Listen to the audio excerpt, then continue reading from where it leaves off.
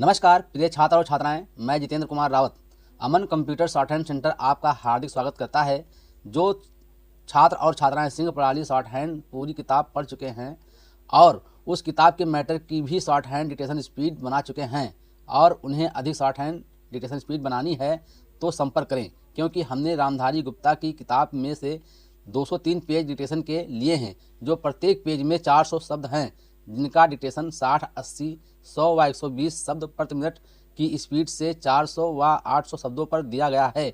जो छात्र व छात्राएं विधिवत रूप से इन मैटरों का होमवर्क करके व्हाट्सएप पर चेक करा के अपनी शॉर्ट हैंड डिक्टेशन स्पीड बढ़ाना चाहते हैं या आउटलाइन प्राप्त करना चाहते हैं या शॉर्ट हैंड पढ़ना चाहते हैं तो संपर्क करें। मोबाइल नंबर 91 98 94 39 41, दूसरा है 700 790 52 75। अतः संपूर्ण पढ़ाई व्हाट्सएप पर वीडियो के माध्यम से कराया जाएगा। धन्यवाद। महोदय, मैं अपने बारे में कहता हूँ। जब मैं छोटा था और कॉलेज में पढ़ रहा था, तब रूस और जापान के बीच युद्ध छिड़ा। उस समय समाचार पत्रों में जापान के संबंध में बहुत सी बातें छपा करती थी। उसमें एक बात यह भी थी कि जापान में समरिया जात के लोगों ने अपने सब अधिकार वहाँ के राजा को दिए थे। उसके बाद जापान बड़ी उन्नति कर सका। हम लोग ये पढ़कर आश्चर्य और सराहना करते थे।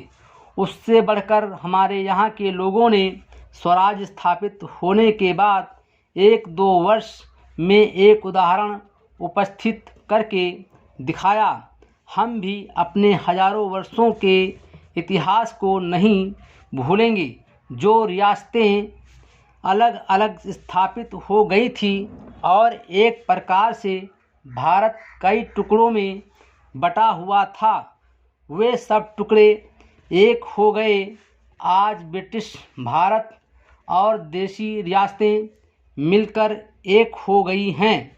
उसके बाद हमारे सामने यह प्रश्न आया कि भारत के लोग केवल स्वराज से ही सुखी नहीं हो सकते, उनको किसी न किसी प्रकार सुखी बनाना है। इस संबंध में सरकार ने अपनी ओर से प्रायः सभी राज्यों में जिम्मेदारी और जागीरदारी उन्मूलन के कानून उपस्थित किए और वे कानून पास हुए।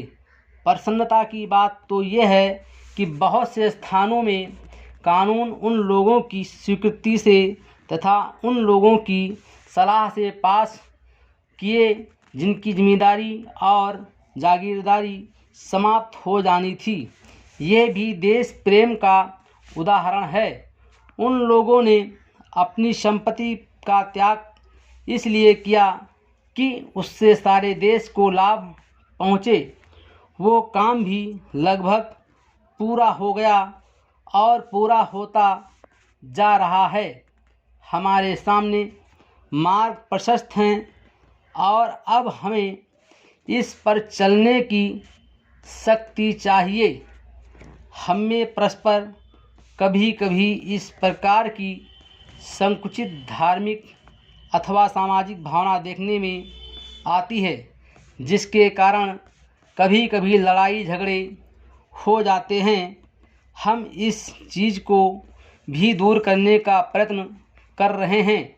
हमारे संविधान में स्पष्ट बता दिया गया है कि कोई चाहे किसी भी धर्म का क्यों ना हो, किसी भी जाति का क्यों ना हो, इस देश में सबको समान अधिकार है।